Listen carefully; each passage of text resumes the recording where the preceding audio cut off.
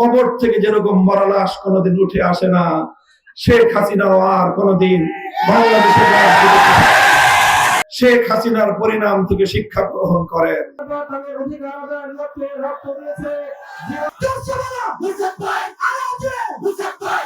যারা এখনো স্বপ্ন দেখেন আবার শেখ হাসিনা ফিরে আসবে, তাদেরকে বলি, কবর থেকে যেরকম মরা লাশ কোনোদিন উঠে আসে না, শেখ হাসিনাও আর কোনোদিন বাংলাদেশে শুধু শেখ হাসিনা নয়, শেখ হাসিনাও ফিরবে না, শেখ হাসিনার ফ্যাসিবাদ বাংলাদেশে ফিরবে না ইনশাআল্লাহ। যারা বাংলাদেশের বিগত ফ্যাসিবাদকে দেখে মনে করছেন তারা 15 বছর ফ্যাসিবাদী কায়দায় দেশ চালাতে পারলে আমরা কেন আগামী 15 বছর ফ্যাসিবাদী কায়দায় চালাতে পারবো না? পরামর্শ দেই, সতর্ক করি, শেখ হাসিনার পরিণাম থেকে শিক্ষা গ্রহণ করেন।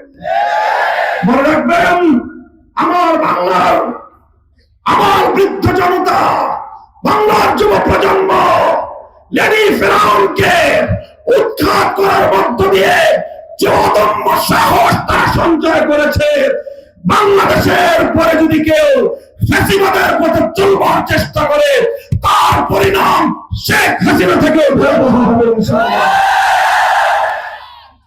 শেখ হাসিনা কৌশল করার পর ছাত্র জনতা ঘোষণা করেছিল গণভবন অভিমুখী লং মার্চ হবে 6 তারিখ, 6 আগস্ট।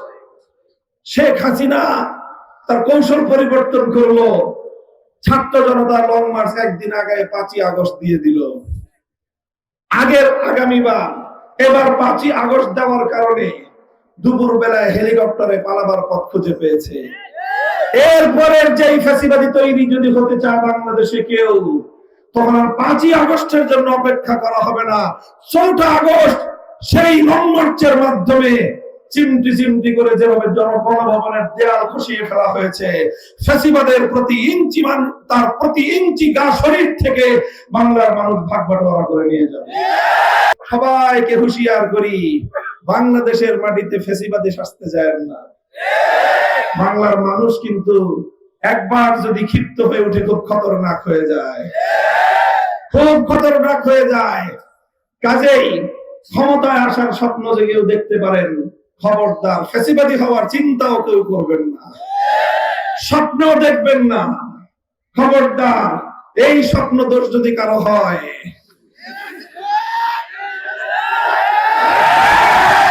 ফ্যাসিবাদী হওয়ার স্বপ্ন দোষে যদি কেউ আক্রান্ত হন, শেখ হাসিনা থেকে পরিণাম শিক্ষা গ্রহণ করবার জন্য আমি উদাত্ত আহ্বান জানাই।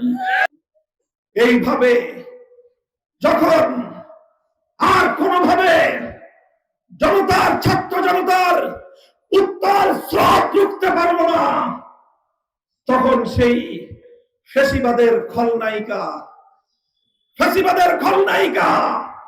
ইতিহাসের ঘৃণ্য শাসক, বর্বর নৃশংস শাসক শেখ হাসিনা বাংলাদেশের 4 কোটি ছাত্র জনতাকে রাজাকারের বাচ্চা বলে গালি দিল, রাজাকারের নাতিপুতি বলে তাদেরকে চরম কটাক্ষ করলো।